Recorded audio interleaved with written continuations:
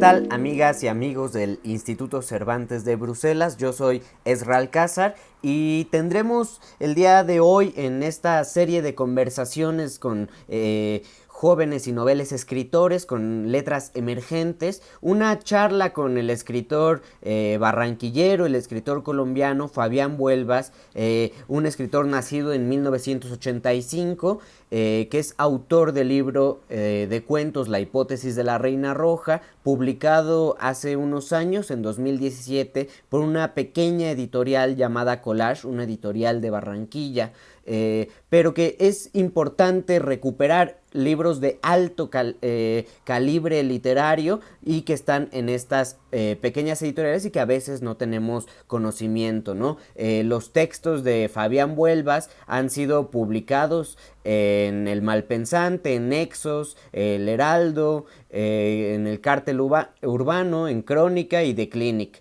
En 2017 obtuvo el premio de novela Distrito de Barranquilla con una novela llamada Tres Informes de Carnaval, que después terminó siendo autopublicada por el mismo Fabián Buelvas, y su última novela llamada Ilusiones derivadas de un supermercado, esperemos que vea próximamente la luz. Hoy conversaremos con Fabián Buelvas sobre su libro de cuentos La hipótesis de la Reina Roja, y también sobre la novela que escribió y la literatura del Caribe. Hablaremos de lo que es ser un escritor barranquillero, un escritor colombiano y del Caribe en esta época de COVID, y cuál es su visión de la literatura joven y emergente en estos momentos. Yo soy Ezra Alcázar y los invito a que se queden a esta conversación con el escritor colombiano Fabián Buelvas. Fabián, muchas gracias por estar en esta conversación para el Instituto Cervantes de Bruselas. Para mí era muy importante platicar contigo porque creo que pues, afortunadamente yo pude conocer tus libros, pude conocer tus cuentos, las cosas que escribías y también un poco de cómo se da esa cocina de la escritura contigo. Eh, y pues a la hora de compartir, porque lo que uno hace cuando un libro le gusta o cuando un texto le gusta es compartirlo, pues siempre costaba trabajo, ¿no? Porque pues faltan libros. Entonces la idea es que conozcan tu trabajo y que también se puedan conocer los libros. Entonces, primero, pues como una pequeña presentación, sí me gustaría, yo sé que eres colombiano, sé que tienes un libro de cuentos, sé que tienes una novela, pero sí me gustaría que nos platicaras un poquito de eso tú mismo y ya después entrarle a una conversación sobre esos mismos libros. Dale, Erra, muchas gracias por la invitación, al Instituto Cervantes también por la invitación. Mi nombre, en efecto, Fabián Buelvas, soy de Barranquilla, vivo acá desde hace ya 20 años. Escribo, escribo cuentos, novelas, un poco de crónica. Eh, si bien soy psicólogo de profesión, la misma psicología me ha llevado siempre a escribir artículos científicos, de todo un poco, pero digamos que ya eso corresponde como a los trabajos, a cómo te ganas la vida, mientras que el oficio de escritor, la literatura sí se me ha ido escribiendo cuentos, novelas. Mi primera novela la escribí más o menos a los 25 años, Tres informes de carnaval. Era más un ejercicio, pues, qué sé yo, no tenía como muchas expectativas a esa misma. No tenía muchas expectativas, no sabía realmente qué pasaba cuando escribías algo. Y la terminé, la guardé, seguí escribiendo cuentos y crónicas también. Los cuentos primero salieron los cuentos, de un libro que se llama La hipótesis de la Reina Roja, que es una editorial de acá, pequeña. Pues esos cuentos ya tenían como cierta andadura, habían sido publicados en revistas o habían obtenido menciones o premios en concursos. Y bueno, saqué el libro, se consigue acá, por supuesto, porque siempre es una editorial pequeña y no se mueve sino aquí en Colombia. Luego la novela aquella que había sacado la mandé a un concurso y logré ganarme el concurso, que es el premio de novela Distrito de Barranquilla, premio de novela de acá. Y bueno, quedó ese pequeño ejemplar, me encanta porque es un poquito, es como pirata, porque es una circulación de acá. De resto he seguido escribiendo crónicas, más cuentos. Tengo otra novela que terminé hace poco y en esas ando. Creo que el ejercicio de escribir es justamente eso, escribes escribiendo, te puedo decir. Fabián, justamente en ese libro de cuentos hay una frase con la que me gustaría como que empezáramos a conversar sobre las historias que te interesa contar, ¿no? Que dice, toda historia es una historia de amor y su recuerdo dependerá del tamaño de la tragedia. Aunque en este libro de la hipótesis de la Reina Roja no son absolutamente de amor, sí existe una cuestión sentimental y una cuestión, sí, de las tragedias, ya sea en el recuerdo o en el momento en el que se están viviendo.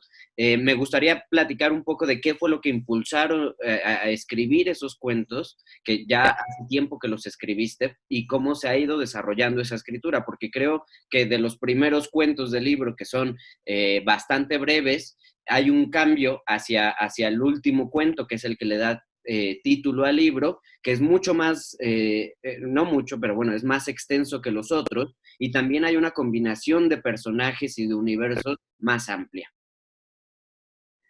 Bueno, los cuentos de ese libro los escribí entre el 2008 y 2013. Y en efecto, en la medida en que pasaba el tiempo, los cuentos se iban haciendo más extensos hasta el día de hoy. De hecho, lamento mucho a diario no poder escribir cuentos tan cortos como los escribí al principio. Todos se me van muy extensos. Yo siempre he tenido como dos ideas en mente. O bueno, no.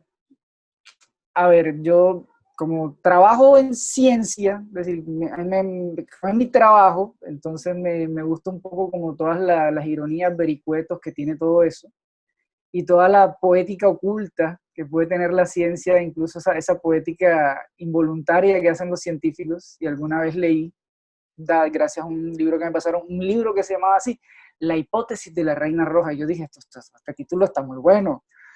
No es un título mío, por supuesto, es una teoría biológica que indica que el depredador y la presa avanzan, evolucionan progresivamente para mantener el statu quo. Es decir, el venado se hace más ágil cada vez que el león se hace más fuerte para mantener el equilibrio. Y yo dije, no, pues esto está muy bueno, o sea, esto es una tragedia aquí, o sea, esto es como avanzar para quedarse en la misma parte.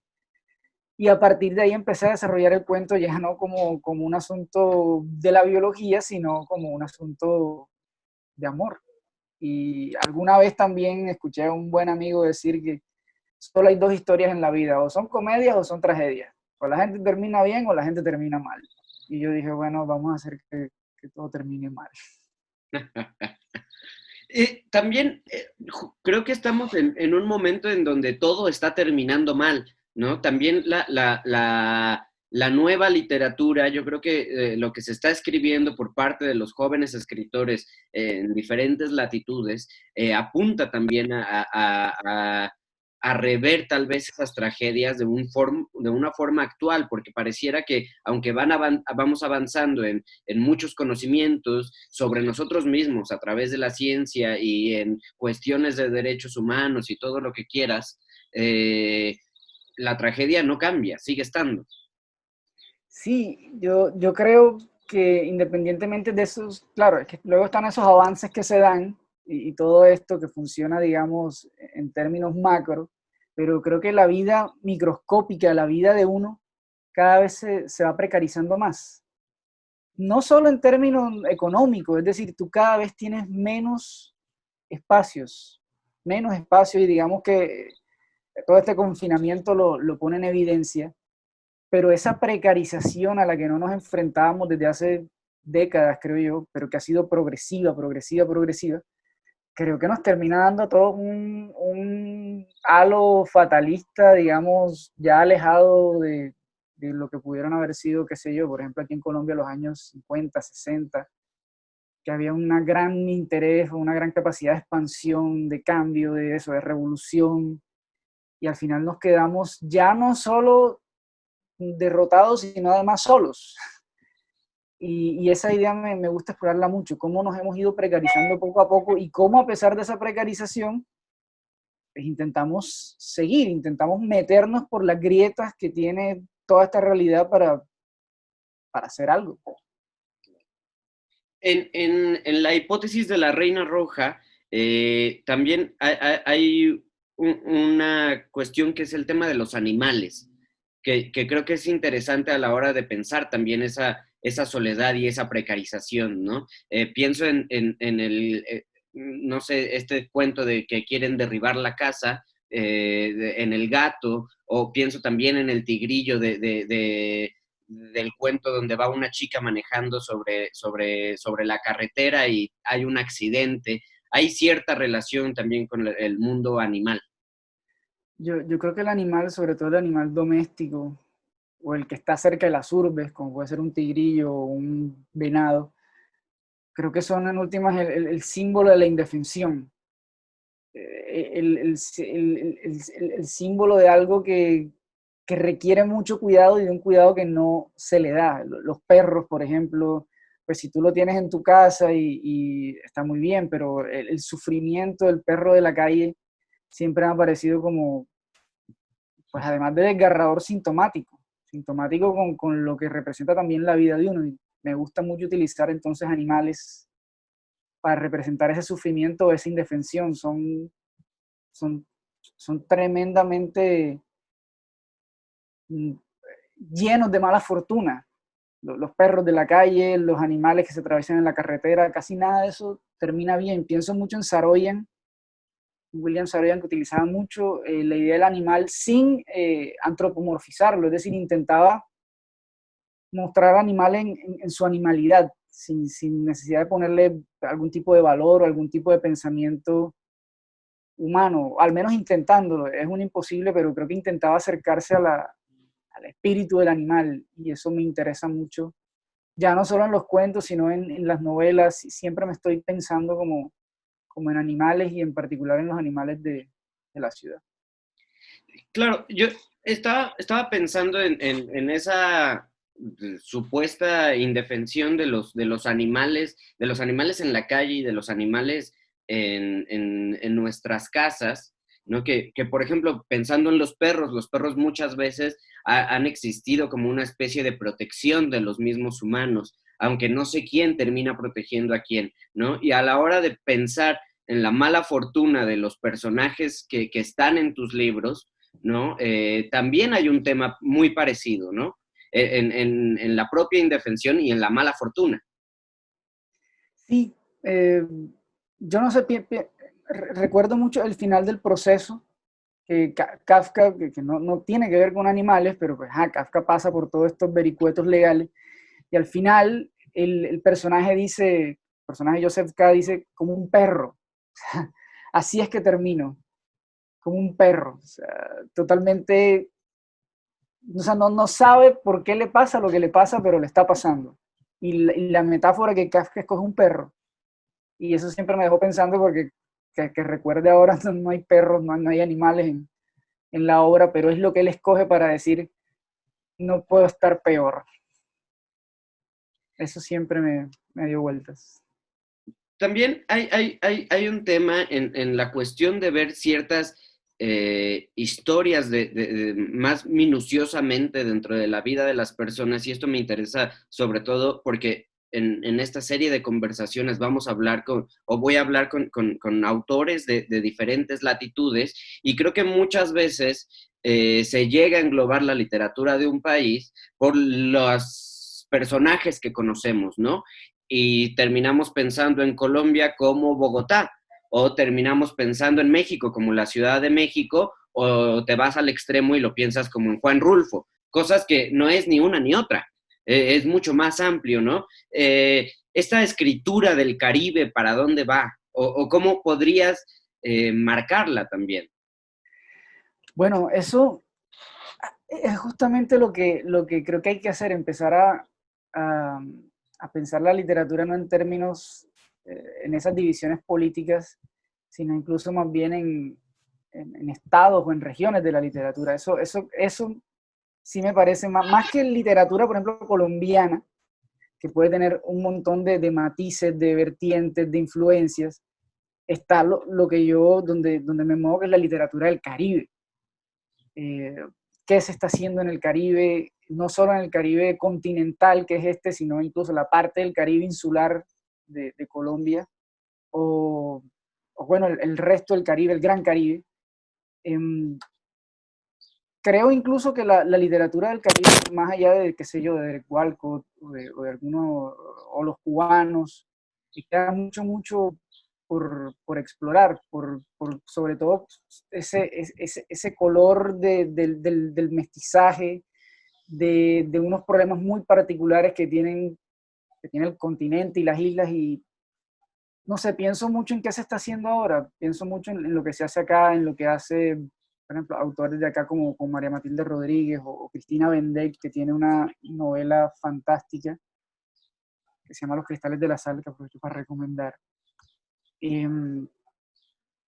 no sé, yo no podría saber para, para dónde va todo, pero sí creo que hay una distancia entre lo que se hace en el Caribe y lo que se hace, digamos, en el centro de un país que además es centralista.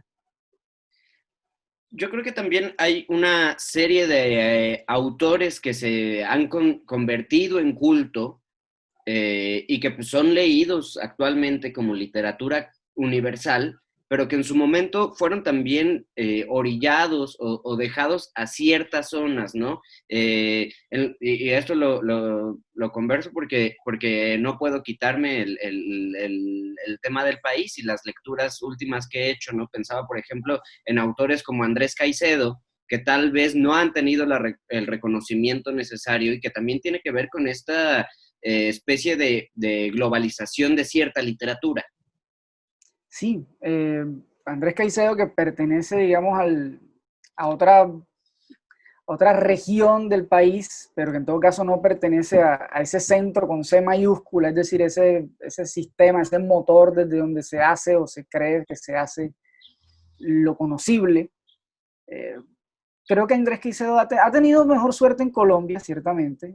Es un autor de culto, que han sacado algunas películas incluso, eso da, digamos, cuenta del conocimiento, pero ciertamente afuera no, no es tan conocido. Hace poco se editan sus libros y es un autor que representa, digamos, una ruptura de las cosas que se estaban haciendo acá en momentos en los que en general el gran público piensa que se estaban haciendo otras cosas. Es decir, Caicedo, por ejemplo, él tiene una crítica, por ejemplo, que le hace 100 años de soledad y dice, es que estos personajes parecen salidos de una historieta de Superman. Esto no tiene sentido para mí, porque pertenece a esos mismos años. No es contemporáneo, pero sí es muy cercano al boom latinoamericano y es un tipo que está explorando otras cosas, no solo él, sino un grupo que se dedicó más al cine, pero que está explorando otra manera de ver la realidad de Cali en particular y pues de Colombia. Y pasó así con muchos otros grupos del país. ¿Cuál creerías que es como la ruptura actual? Bueno, aquí en Colombia se están haciendo muchas cosas. Yo siento que hay, bueno, siempre se están haciendo cosas. Tú vas a cualquier pueblo, por más pequeño que sea, y siempre hay alguien que escribe. Eso es muy bonito, además. Siempre se está escribiendo. Yo siento que ahora sí, en efecto, las exploraciones se están pensando mucho, creo yo, desde fuera de eso que llamamos el canon de lo que tenía que ser explorado anteriormente, como era ya no solo, digamos, el realismo mágico, sino como cosas asociadas, creo que es una discusión ya pasada, como puede ser el poder, este tipo de cosas, creo que son exploradas ya de otra manera, no es de ese poder caudillista, por ejemplo, del dictador, del general, sino de cómo el poder arrasa pequeños pueblos. Daniel Ferreira, por ejemplo, es un escritor de acá muy bueno que se encarga de hacer como una especie de revisión de la historia. Es ficción, por supuesto, pero hace como una especie de revisión de la historia y de la violencia y de cómo se dan historias dentro de ese contexto a lo largo de más de 100 años de vida republicana, pero no ponen los ojos de esa violencia en el dictador, en el comandante, sino en el fusilero, en la mujer que sufre, en la víctima, sin darle ningún tipo de aura de santidad ni nada por el estilo. Sí, justo estaba pensando porque creo que pues como México también lo tuvo Colombia incluso antes, tuvimos nuestra época o incluso existe nuestra época de la novela del narco, por ejemplo, ¿no? De los grandes capos, de la violencia con letras mayúsculas, la violencia de los titulares. Sin embargo, algo que me gusta dentro de tus textos es que está esa violencia, pero no como algo solamente hecha por un dictador, como se hizo tal vez en los años 70 y 80, sino como algo que permanece en la sociedad, así como también la violencia del tedio. Pensaba en la chica del call center, otra vez en el cuento de la hipótesis de la Reina Roja. Esa violencia también de la precariedad de la vida, del trabajo, de las relaciones incluso. Yo creo que son también situaciones que nos tocaron, si bien uno comprende, digamos, la historia de violencia que ha tenido y tiene el país, ya digamos desde otras perspectivas, hay cosas que no me tocaron, digamos, directamente y que ha sido, digamos, por experiencias de otros o por otro tipo de conocimiento que me he enterado. Yo crecí en Barranquilla, que fue una ciudad que se mantuvo, digamos, entre comillas, al margen de, digamos, de la gran violencia, es decir, del atentado, sobre todo ese el gran atentado de la bomba, eso acá fue muy poco, y eso creo que hace que uno también se piense la violencia de otros modos. Al fin y al cabo vivimos en contextos violentos y uno empieza a considerar de qué manera aparece algo que en últimas es, no, yo no creo que sea el asunto de la naturaleza humana me causa como ruido, pero sí creo que es muy fácil que las relaciones humanas deriven en algún tipo de violencia y finalmente de agresión, de ese comportamiento violento en todas las esferas. Y creo que la violencia que yo más he visto o de la que me gusta atender es la violencia relacionada a la vida laboral, a eso a lo que nos han reducido. Desde esa frase violenta de que tenemos que trabajar para ser, me parece que hay como una violencia tremenda con la idea de que uno tiene que ser un trabajador y ya, hasta todos esos micropoderes que se dan dentro de situaciones que en últimas no son tan importantes, como el cuento del concepto, pues ¿qué tan importante es vender lo que vas a vender? El mundo va a seguir. Uh -huh. Eso. Creo que también eso es importante repensarlo en estos momentos de aislamiento y de cuarentena y donde pareciera que el mundo se detuvo, pero al mismo tiempo sigue. Sí, y que creo que sigue porque, claro, nos gusta la ilusión de que todo va a cambiar o esa frase de que podemos salir mejores, no sé qué significa salir mejores, pero que vamos a poder, no sé, estar mejor después de todo esto porque hemos comprendido de golpe de que muchas de las cosas que necesitábamos era innecesario. Eso ya lo sabíamos y lo vamos a seguir sabiendo cuando esto termine en algún momento y sigamos con nuestra vida normal de lujos y de cosas inútiles. Pero, y eso, pues claro, eso requiere pensarse el asunto, pero también muestra que es mucho más complicado que saber. Es decir, las cosas no basta con saberlas, no basta con que te des cuenta de que todo ese montón de chicheres que compraste no sirven para nada. Es cómo te relacionas o te empiezas a relacionar con el mundo de una manera diferente que es realmente lo que complica todo. No sé, hay una pregunta muy complicada que no voy a hacer, pero voy a hacer la contraria, que creo que es más fácil de contestar, ¿no? El descarte siempre es más fácil. La pregunta sería, ¿hacia dónde quieres ir con tu escritura? Pero como eso es muy complicado y eso uno luego no lo sabe, sí me gustaría saber hacia dónde no quieres ir. ¿Cuál es lo que no quieres escribir? ¿Qué no te gustaría? ¿Qué es lo que no te gusta leer? También, porque creo que es conjunto. Creo que lo que más me jode, o sea, me preocupa mucho el realismo. No me gusta, no es que no me guste, es que no sé si la vida puede ser entendida en esos términos. Si pudiera llevar ahora que lo dices, ya por descarte, creo que si pudiera llevar mi literatura a algún lugar sería el delirio. Es decir, me gustarían historias lo suficientemente tan delirantes, pero que al mismo tiempo ni rayen en algo que no sea verosímil, pero que al mismo tiempo te des cuenta de lo loco que está todo. Es decir, yo siento que, no sé, que la gente necesita que te toquen con el dedo índice en el hombro para que estalles. Y eso es algo que se ve, pero tú igual lo sigues aceptando y te montas en un bus o en un metro con un montón de gente que sabes perfectamente que si le tocas el hombro con el dedo índice va a estallar, pero tú lo sigues haciendo porque probablemente también eres tú el que puede estallar.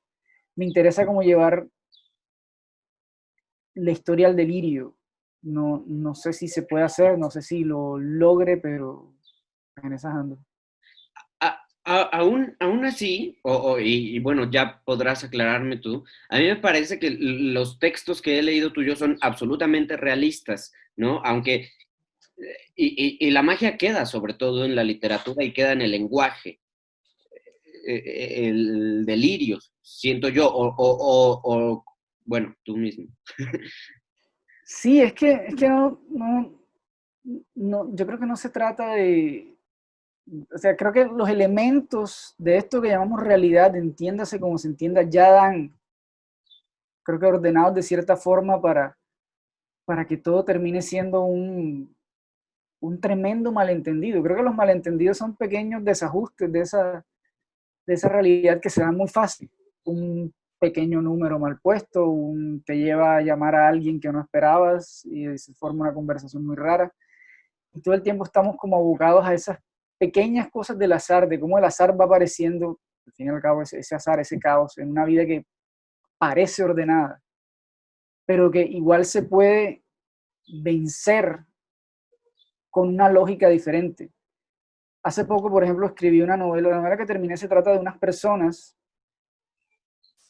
que deciden, sin saberlo, hacer tesis de grado. Es decir, hacerle tesis de grado a otras personas, sin saber cómo hace una tesis, pero sabiendo lo suficiente. Es decir, que nadie la revisa. Todos sabemos que es así. Aquí estamos, todos, nadie dice nada, pero todos sabemos que la mayoría del conocimiento funciona con base en la ignorancia, es decir, con la certeza que nadie quiere aceptar de que nada de eso se revisa en la mayoría de los casos. Pero se produce y bueno, cada quien le dan el título, todo es tu título, tu vida sigue y vas para adelante. Eso me interesa mucho porque es justamente las grietas que ha encontrado la gente para aceptar el estado de cosas y al mismo tiempo pasárselo por la faja. Ese tipo de cosas me llaman mucho la atención. Claro, es una especie del delirio con el que vivimos todos los días y a veces no nos damos cuenta o lo normalizamos también. Sí, porque es que no nos queda de otra, porque creo que si siguiéramos el mundo al pie de la letra, eso nos llevaría a la muerte. Esto es imposible, o sea, esto no se puede hacer. El empleado jamás trabaja 8 horas, no se puede, o sea, moriría en 15 días si realmente trabajara las 8 horas reglamentarias. No se puede, hay que encontrar salidas. Fabián, para terminar, porque nos estamos pasando del tiempo, eh, después de contestarme la pregunta, me gustaría que nos dijeras con qué texto te gustaría que empezáramos a leerte, para que también veamos con los amigos del Cervantes la forma de colgar un texto tuyo y que pues la gente pueda leerte. Pero eso es al final. La pregunta es, eh, ¿piensas lo que escribes o escribes lo que lees? Lo que piensas, perdón. ¿Pienso lo que escribo o escribo lo que pienso?